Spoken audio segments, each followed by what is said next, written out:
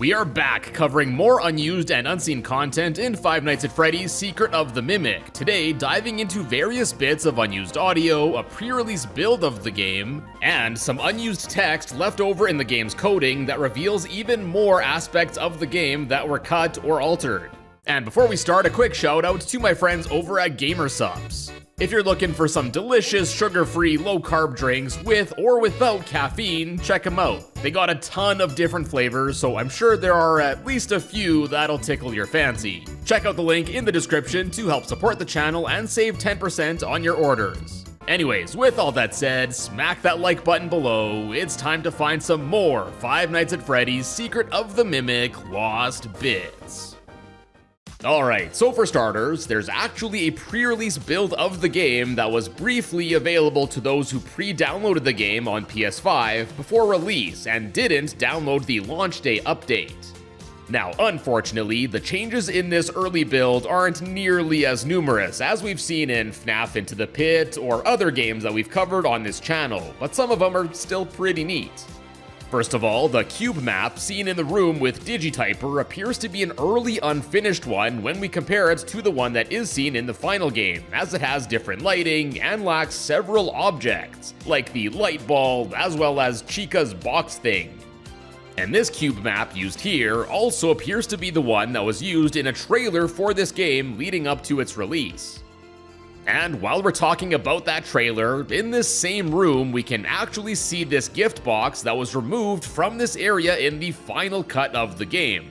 And this actually confirms my suspicions from my previous video where we saw the cube map of this office from the warehouse still showing this present, that it's modeled after an early version of that room that looks to be from around when this trailer was put together.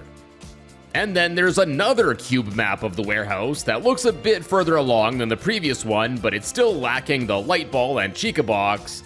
And similarly, a different cube map of the warehouse area can also be seen from the security office. And then there's yet another one in this build seen from the one office room near the showroom lobby, here showing off yet another perspective of the area where we can actually this time see the trolley elevator thing, though it appears to look different than how it's designed in the final version of the area.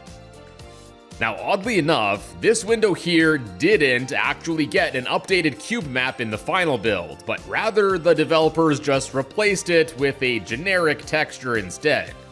It's kinda too bad too, as I think small details like this add a lot to fleshing out the facility here, as much like many areas we discussed back in my first video, the warehouse actually is seen just about like it is in this cube map beyond this window. And then, the cube map used in the vents during the segment where Jackie chases you is yet another early unfinished one, where we can see this what looks to be pig costume here that appears to have been one that was cut from the game or altered entirely, as it looks to be quite a bit different than the lasso pig models that are seen in the facility. Next, the Mr. Helpful model seen in the showroom lobby, as well as the one at the prize wheel in the big top showroom, actually lack any clothing besides the bow tie. And interestingly enough, this near naked model is still left over in the files of the final cut of this game, despite never getting used anywhere.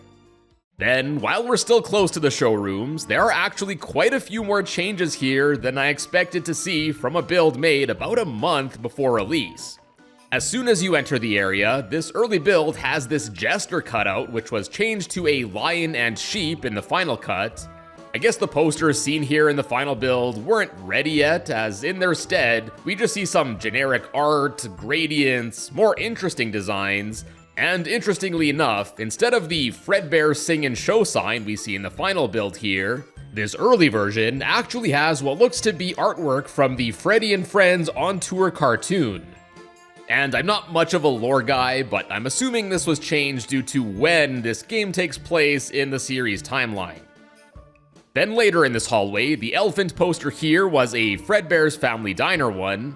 There's a hedgehog cutout here that was changed to the disco dancing dog. The monkey cutout here was changed to the jug band hippo one seen in the final build. And then interestingly, this early version doesn't have the Let's Play overhead doors leading to the birthday showroom. And instead, there's just this door here. And the door frame is still there in the final cut, but the door was removed, and we can't really see it from this gameplay, but the poster here looks to have been changed as well from some sort of bee poster I don't think I've ever seen before to this birthday puppy one. Next up, it looks like Hedgehog Hudgy originally had a different name, as in this pre-release build there are signs referring to him as Henry instead.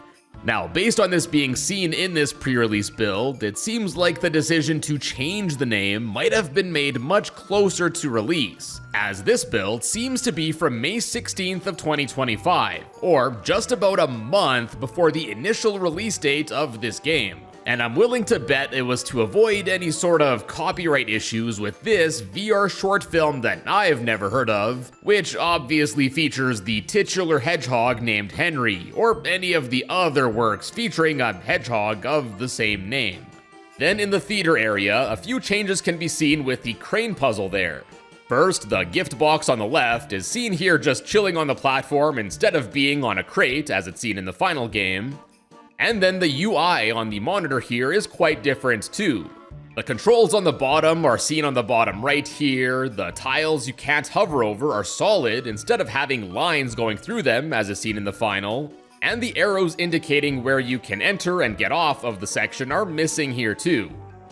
And then to top it all off, it looks like the animations for Arnold's arm weren't finalized here, as his arm just kinda teleports in each direction, and I guess this was before the smooth moving animations that we see in the final build were added. We can also see how the film reel model, when placed into the inventory chute here, appears to be a little unfinished.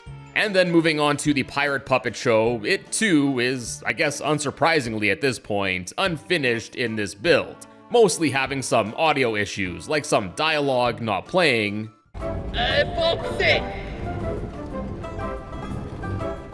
or just getting cut off. Hey man, groovy. Come on, lads! Oh, fuck. Next up, in the employee break room found in the Storytime showroom, here we can again see a placeholder for the It's Bedtime poster that was eventually added there.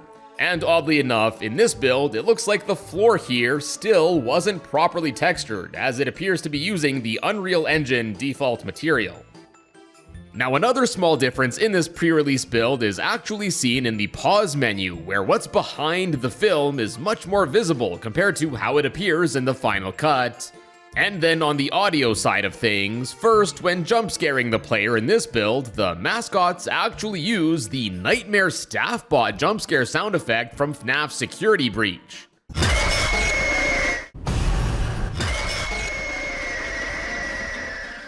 Now, if you listened closely in Secret of the Mimic, you'll know that although the mascots no longer use this jump scare sound, Jackie actually still does.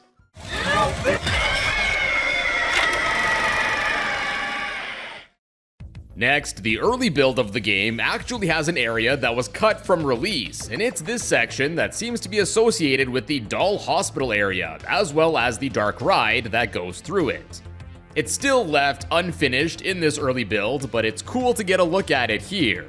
This seems to be an area where visitors would get on or off the ride, and we can actually see these electrifying posters on the wall here. And I remember seeing one of these near the end of the game where you get off the ride, so perhaps this might be where this room was to be seen. Here we can also see what looks to be an office room in the distance, but due to the unfinished nature of this area, unfortunately the map deloads in this footage here before we can get a better look at it. Seeing as how this area is here in this May 2025 build of the game, this was something that was removed within the final month before release date. And then last, but definitely not least, this pre-release build actually has roller skating Chica making chicken noises.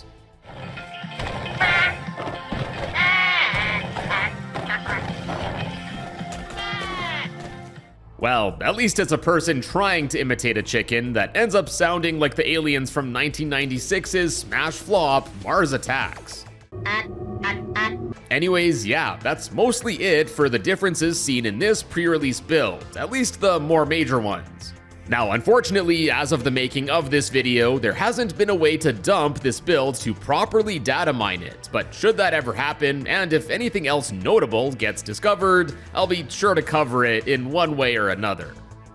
Now, next up, just want to touch on a few things from my previous video. For starters, as many of you had pointed out, although I completely missed it, the Ringmaster Rat cutout and animatronic models are both actually found in the retail showroom area, so that's pretty cool.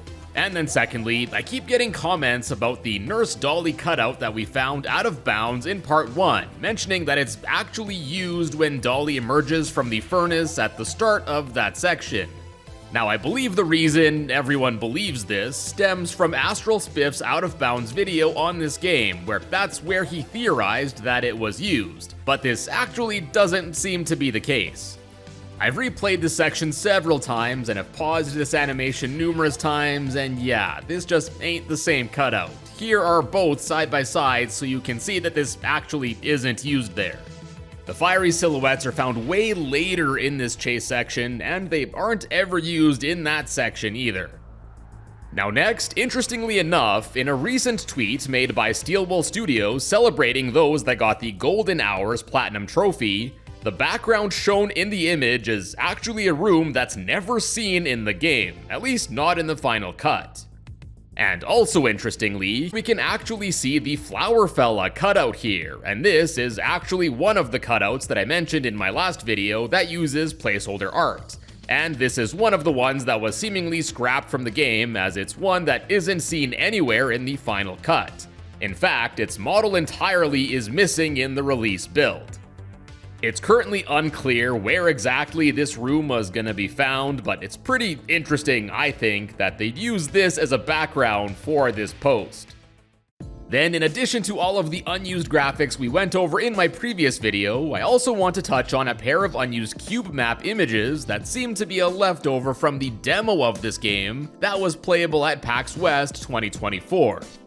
Both of these Cubemaps reference the warehouse area, and although they're incredibly dark by default, let's brighten them up so we can actually see what's going on. So first up is this image of the warehouse, and based on its positioning, I believe this is an early version of the Cubemap of the area that's seen from the security office. And yeah, as you can see, this reveals an early, much different design of the warehouse, with a different layout, no Chica's box in the middle, no trolley elevator thing, and we can see this creepy mascot costume chilling on the platform in the middle here, though I can't really make out which one it is. Well, at least not from this image, as this next one that's a shot from higher up in this room, it appears to show that this was actually the penguin costume on this platform. Now, although I did play it, I can't say I paid attention to what was used in the windows in the PAX demo, but apparently those that did remember this second Cubemap being used in this hallway leading up to the manager's office. Anyways, here we can again see the different warehouse design from a higher up view, and we can also see some bicycles that I don't think ever made it to the final version of this area, some smaller office rooms of some sort, as well as the textures on the windows here being all sorts of messed up, which I thought was pretty funny. It's unclear when exactly in development the warehouse was changed, but this room looks like it was pretty far along. And while on the topic of the Cubemaps, there's leftover coding in the game suggesting that at least some of them were once planned to be animated, with some believing it was likely going to involve the trolley elevator seen in the warehouse Cubemap. Next, let's move on to some audio stuff, first of which are a bunch of placeholder audio files. These include the alert sound effect that's a remnant from FNAF Security Breach. There's some basic radio static.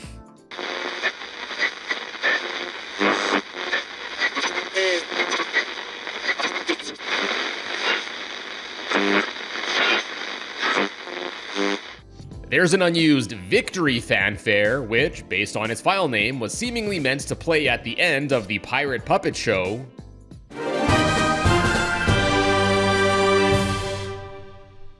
And then there are a bunch of placeholder voice lines for a bunch of the Mascot characters that the Mimic uses to stalk you throughout the game. Now these are pretty interesting, as at first I thought that all of these voice clips were completely unused. I even made a video about it on my second channel. But a few viewers quickly corrected me that although it's incredibly hard to hear, some of these voice clips are actually used in the game. They're just slowed down beyond recognition. For example, here's one of the voice lines meant for the elephant. I'm burning up. And then here's what it sounds like when it's actually used in the game.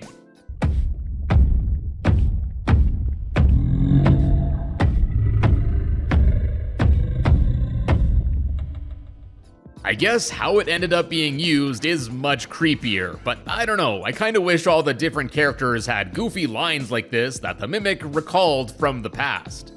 Anyways, yeah, these aren't technically unused, but they're never heard normally like this, so here's the rest of these Mascot voice clips. Eek, a mouse. Now what was I looking for? I forget. Her. Dum-dee-dum-dee-dum-dee-dum.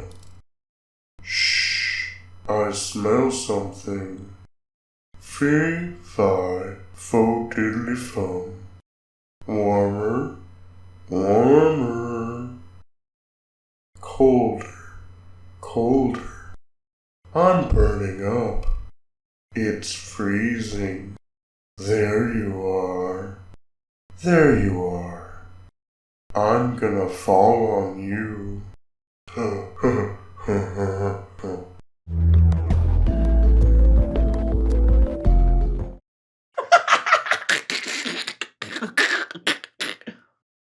Then in addition to those, there are actually numerous cut voice lines for both the protagonist, Arnold, as well as Dispatch that reveal that the game's intro dialogue was going to be quite a bit different, including Arnold mentioning his wife leaving him actually having a shorter shift compared to what he mentions in the final game, and more. Anyways, here's the dialogue that shows how the intro was originally planned to play out. Arnold, you there? Arnold, wake up. Wake up! What? Good morning, sleepyhead. Time for your next shift. Next shift? I just finished a 14-hour shift 2 hours ago. That's great. Glad you're taking some time for yourself. You deserve it. Now, listen, this next job is a little hush-hush, if you know what I mean, and we need you on it ASAP. Hey, man, come on. I haven't been home in days. Now, don't you worry. We've already informed your friends and family that you're going on vacation for a few weeks. What family? My parents are dead. My wife left me last year. Oh, God, I haven't seen my kid for... Awesome. Well done. Family's important to us here at Fazbear Entertainment. Now, here's the deal. We've done business with several trusted partners over the years. One of our most important is MCM, Murray's Costume Manor. The name is a little misleading. They created several suits and mascots for us, yes, but they also specialize in animatronic design and construction. As a Fazbear technician, you should be familiar with their work. Murray's been working on a custom endoskeleton for our new restaurant project. Everything was going great until... how do I put this? They ghosted us. We haven't heard from them in quite some time, so, of course, we were concerned about our investment. And the people. Them too. Worried about the people. I'm sure they're fine. Now, they forced our hand. As per section 13.071 of their contract, they are in breach and have forfeited their rights to everything relating to the project. That's where you come in. Retrieve our property. Straightforward and simple. And as per section 9.041 of your contract, if you don't retrieve our property in a timely manner, you'll be fired and legally bound to reimburse us for all expenses, including your accrued income. Got it? Good. Murray's is another 2-hour drive. I gotta pull over and take a nap or get some more coffee first. Not to worry. Here's some company-approved music to keep you engaged while you drive. Now, the intro section we did get in the final game is already pretty long as it is, but this cut dialogue is even longer. And although the scrapped dialogue fleshes out Arnold's character a bit more for us, I'm willing to bet that sheer length had a big part in why it was cut down. And I think the whole bit about Dispatch starting to play some company-approved music is kinda cool too, as it explains why the jammin' radio music kicks in after the dialogue ends in the final game. Thanks for being part of the Fazbear team. Dispatch out.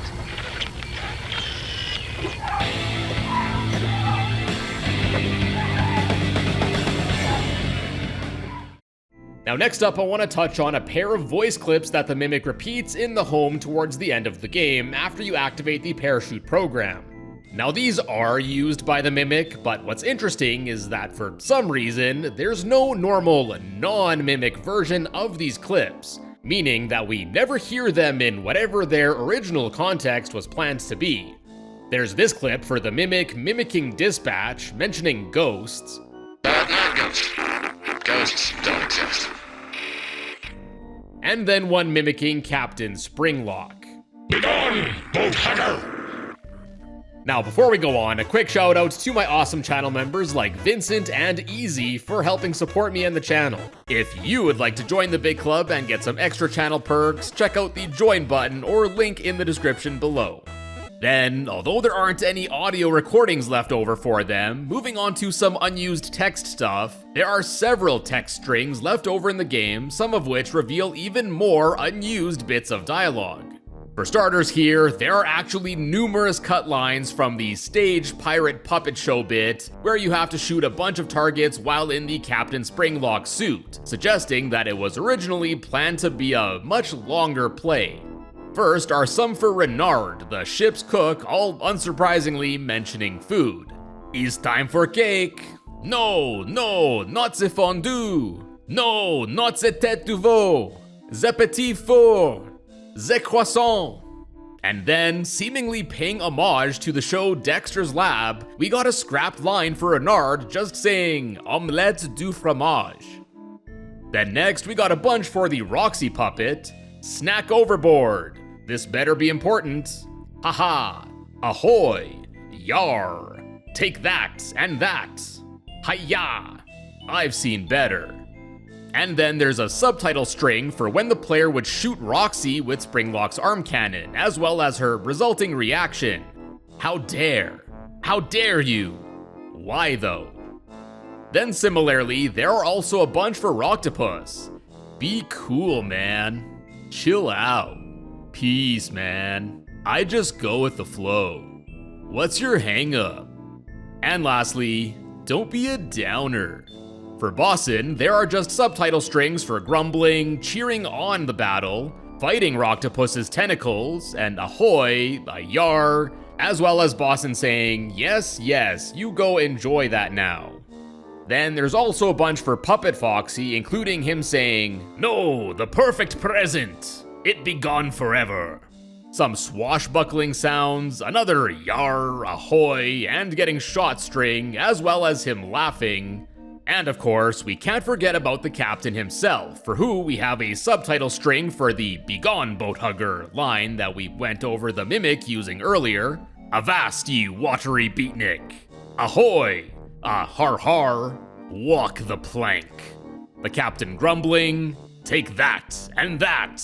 Fire in the hole, a hearty laugh, growling, as well as no parties. That's separate from the one that is used in the game. Now the puppet show as it is quite long already, so I'm not all too surprised that a bunch of these lines ended up getting cut. Next, we can also find some cut lines for Nurse Dolly, including her saying, now don't go anywhere, I will be right back. Preparing for service. Hold tight. Almost ready. I'm on my way. And I'll be back as quick as you can say strawberry milkshake. Then next, we have a few unused lines for Edwin. Although Edwin can be heard saying, the MCM facility is temporarily closed. There's actually a scrapped subtitle for the workshops being closed instead. And then, more interestingly, there's a scrapped line from the audio log in which Edwin proposes to Fiona, where, after popping the question, so, will you marry me? Please? He'd say, if yes, I have a ring I can give you later. It's somewhere around here. And leave a response at the end of the beep. How romantic. Then, although Fiona is heard reading the end of the story in the secret ending of the game, there are identical subtitles for Edwin reading it as well, suggesting that originally he would have been the one reading the end. And speaking of Fiona, there are actually quite a few more unused lines for her too, most for the secret ending story area, but also some that might have some deeper story implications. For starters, basically opposite of what we just covered, there's a subtitle for Fiona welcoming the user to the bedtime story and starting off the story instead of Edwin doing it as is heard in the game.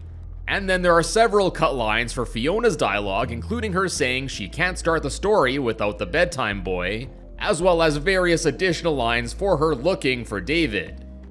And after these, we also have a bunch of scrapped lines for what could be a scrapped audio log, where things don't seem to be going so well between Fiona and Edwin. Here, Fiona would say, "Ed, I really don't want to leave things like this. I don't want to argue anymore. I made my decision and I have to go, just for a few days until the installation is finished. Don't be mad, we'll talk more when I'm back next week." So yeah, it looks like there was a rift between the two and Fiona ended up leaving Edwin for a while. And then lastly for Fiona, based on it being numerically the last lines for her character, there are some more lines that I'm speculating could be from maybe a scrapped ending. Here Fiona would simply say, "It knows what you want better than you do. It's always watching and learning." Yeah, quite the ominous bit of dialogue. Next, it looks like there are subtitles for Chica's scrapped chicken noises, as well as a subtitle for her expressing her hunger. And then there's a cut bit of dialogue for Dispatch, where he explains the reason he's able to contact you in the security office is because, apparently, Fazbear Entertainment has access to the facility's computer systems via their phone lines.